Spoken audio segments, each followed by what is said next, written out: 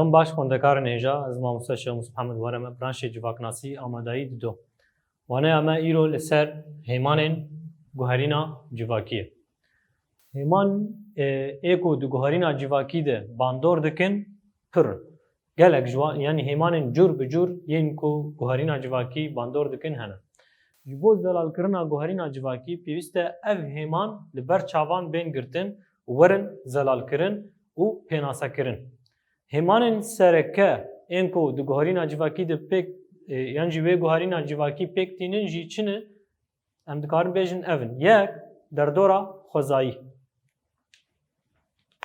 هیمانن سرکه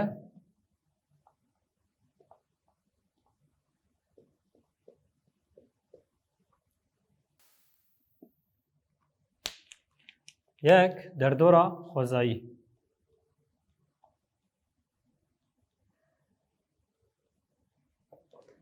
دو زانست و تکنولوژی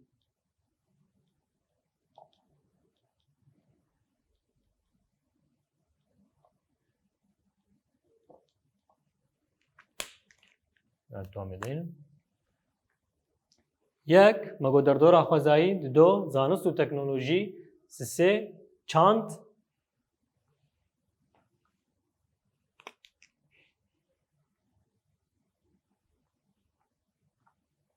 چار دموگرافی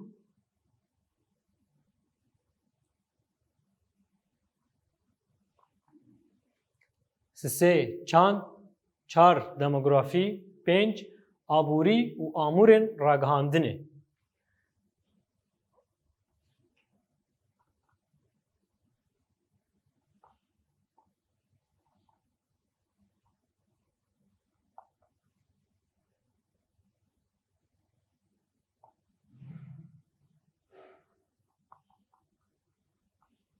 آبوری و آمورن راگهاندنه اوانا همه ده هیمانن کو گوهرینا جواکی پک تینن در دورا خوزایی دو در دورن کو مروف ده ناف ده جیان دکن هنه دو در دورن کو مروف ده ناف ده جیان دکن هنه او جی در دور خوزایی و جواکی نه در دورا خوزایی او دو در دورن یک خوزایی خوزا بخویه و یک جواکه مروف دوان هر دو در دوران ده جیان دکه در دورا خوزایی به آوای در دورا فیزیک یعنی تشتین دناوا خوزایی ده ین فیزیکی ین دیارن برچاون اون یان جی به آوای در دورا اردنگاری ته بناف کرن او در دورا اردنگاری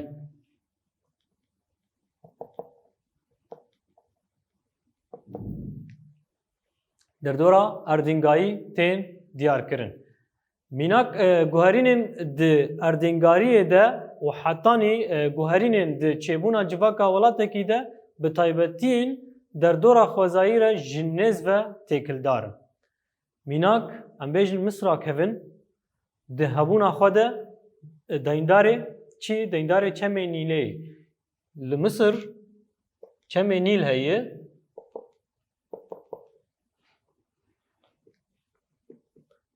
اف چمنیل باندورک پرمزن لجیانا جواکی یال مصری کریه چم دجله و فرات باندورک پرمزن لمزوپوتامیا و کردستان کریه ام چم زرلسینه چم وگود بیجی پنجاب لهنده هر وکیدن پرتشت هنه باندورا وانی پرمزن یانجی در دگوهرین جواکی ده یانجی جواکی بخواه کرنه اف در دورین خوزایینه اگر نیل تو نبال مصره دبکو مصر جی نبویا دبکو فرعونین و دمی جی نبونا دما کو آفدانی و آمورین چاندینی یل مصر جور هاتن به پیش خستن و به خاکا برهمدار آن نیلیره بون یک جالی جواکی دیروکی چاندی و آبوری و گوهرینک مزن درکت هولی اف نیل نه تنه آو و دهرکه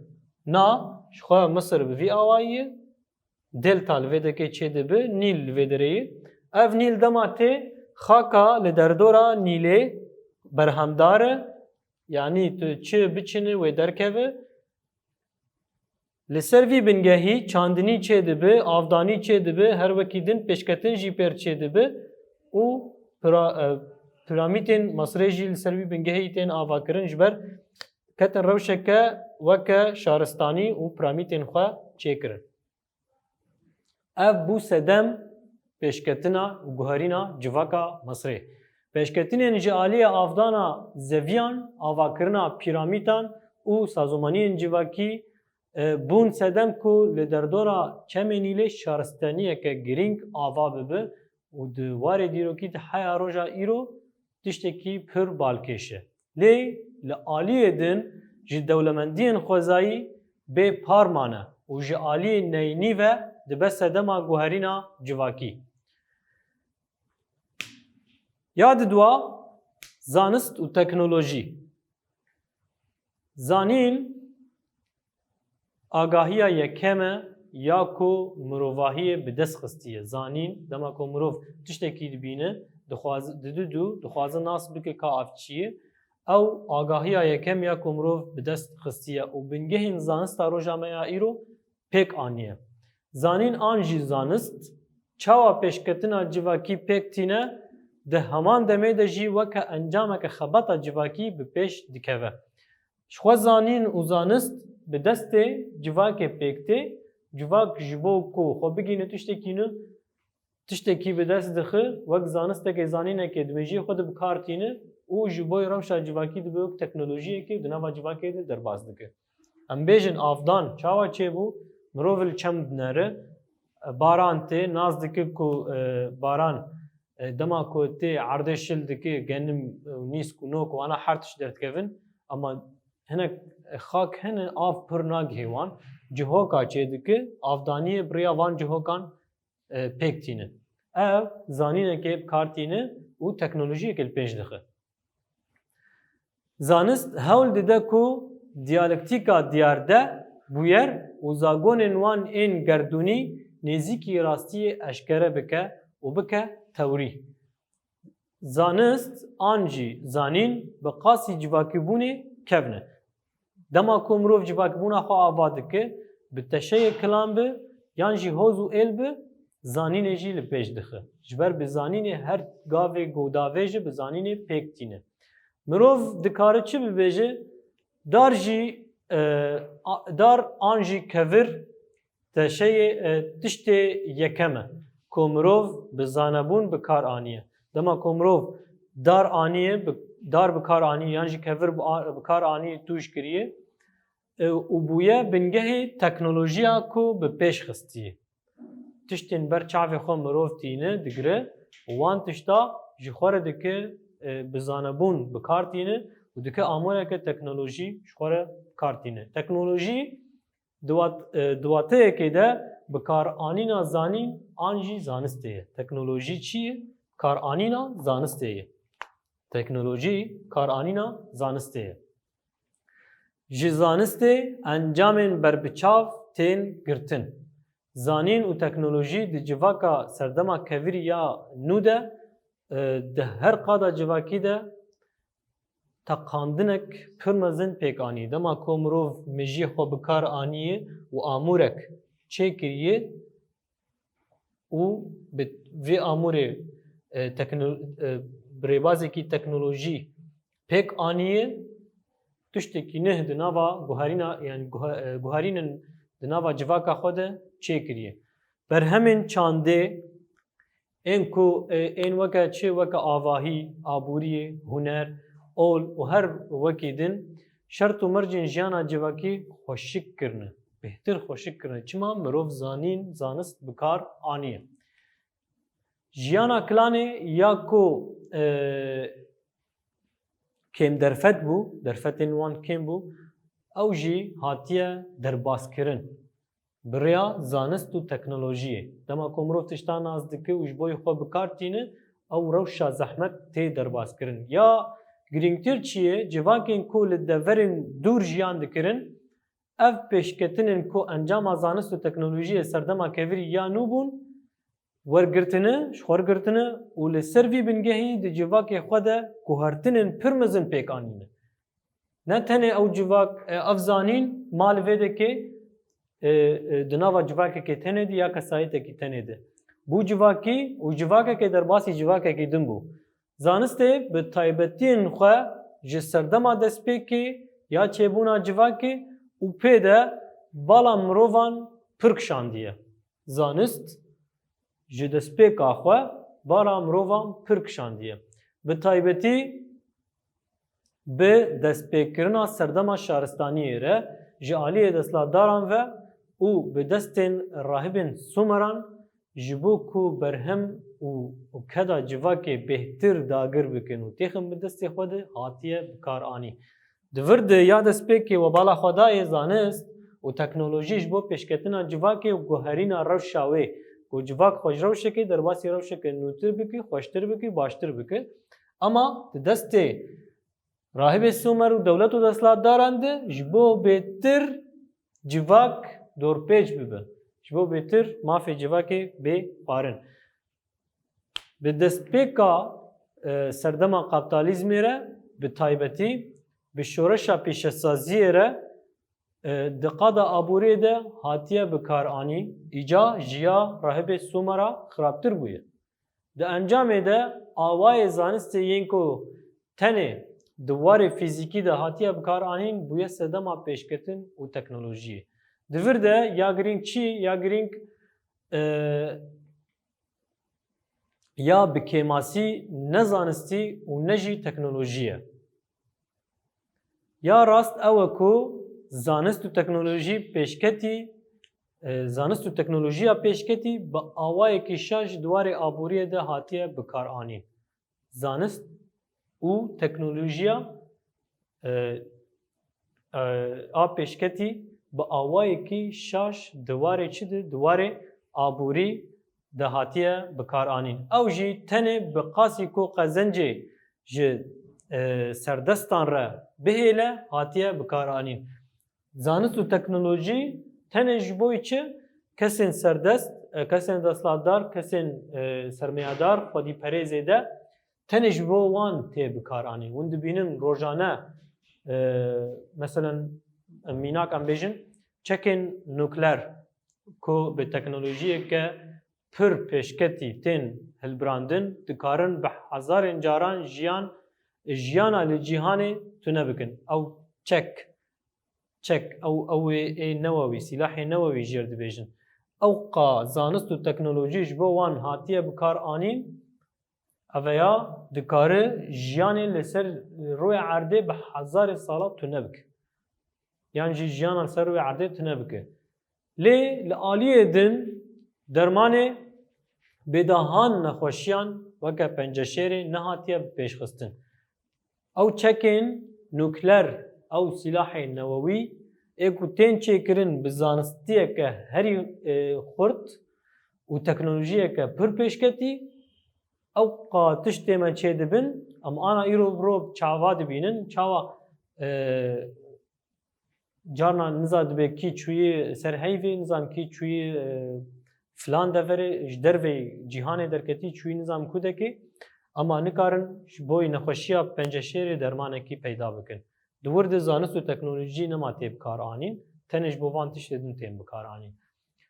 Adin çand li gel derdora fîzîkî, zanist, teknolojî û amûrên ragihandinê çand jî bandoreke wê ya girîng di guherîn û tevgera civakê de heye.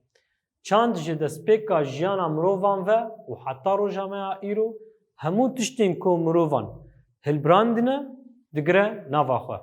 Di encamê de pêşketina çanda heyberî û rewanî bi hev re û di nava hevsengiyekê de dibe sedem ku çandeke nû ava bike.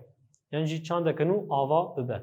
Çanda ku hatiye guhertin, guherîna civakî bileztir dike. Dema ku çand bê guhertin, guhertina civakî jî bileztir dike.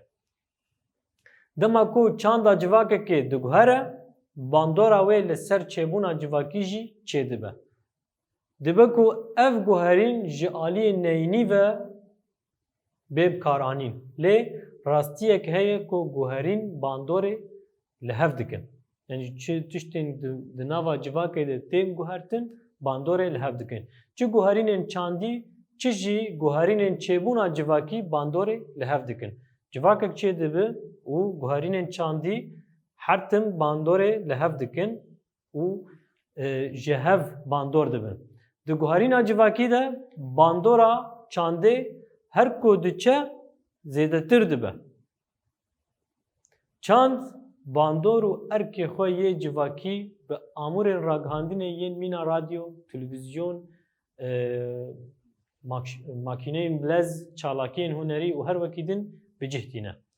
Dema ku jiyana civakî di bin bandora çanda heyberî û rewanî de tê guhertin, him aliyên erînî yên çanda biyanî jî tên wergirtin. Dema ku ew civak rewşek wê ji aliyê heyberî û rewanî tê guhertin, him tiştên ji derve jî xwaretîne. Dema ku jiyana civakî di bin bandora çanda heyberî û rewanî de tên guhertin, hin aliyên erînî yên baş ji civakên din ji xwar digire. Pêwîst e aliyên neyînî yên çanda biyanî ahenga civakê xirab neke. Dema ku em tiştekî ji derveyî bînin, ew ahenga civakê, ew rengarenga civakê, ew mûzîka di hundirê civakê, di hunera di hundirê civakê de xira neke. Di vê xalê de hişyarbûnek pir mezin ji me re pêwîst e. Em nas bikin bê em me çi kirî, me çi çand anîye. Ya din demografî yan jî belavbûna şêneyan. Zanista ku hejmara şêneyan, belavbûn, yekbûn û guherîna şêneyan di civakan de lêkolîn dike jê re demografî tê gotin. Demografî rasterast bandorê li jiyana civakî dike. Mînak di civakên ku bi sedên salan hemû derfetên wan ên aborî û civakî hatine dagirkirin, leza zêdebûna şêneyan bi awayekî neyînî bandorê li civakê dike. Civakek heye bin dest e, her tiştê wê dibin destê desthilatdarî û dagirkeriyê de ye. Ew guherînê yan jî goşêne lê pir bibin wê gelekî pirsgirêka bi xwe re bînin. Bereva jî vê rewşê civakên bi vî awayî ji ber kêmasiya derfetên aborî perwerde û her wekî din koçî heremên cuda dibin. Dema ku li gunda perwerde tune bi, aborî kêm bi, zad wana tune bin karekî tê dibikin, mecbûrî çi dibin? Mecbûrî yani bi neçarî derbasî bajarên din dibin, koçber dibin. Ji ber vê sedema koçberiya derveyî li herêmên ku şêneyên xwe wenda dikin, jiyana civakî ji her aliyê ve dewaz dibe. Dema ku hinek bajarek em bêjin bajarokeke biçûçik heye, gundên derdora wê rewşa wanî aborî û ya perwerde û her wekî din kêm e, lawaz e, derfetên wan tune ne, tên vî bajarokê dibe bajar, dibe şaristanî, derfetê jiyanê jî tê de zehmet dibin. Dagirkeriya dewleta Tirk û çeteyên wê li herêmên Efrînê, Serêkaniyê, Girêspî her wekî din ev û guherîna demografî ya ku li wir pêk tê mînakeke pir zindî ye li ber çavan e. Tevî vê yekê jî saziyên ku bi mafê mirovan bang dikin, tu helwestan li hemberî vê guhertina demografî nîşan nadin. Xwaneya me li vê de kêfdayî bû me pirsên xandinê bi hev re çareser bikin.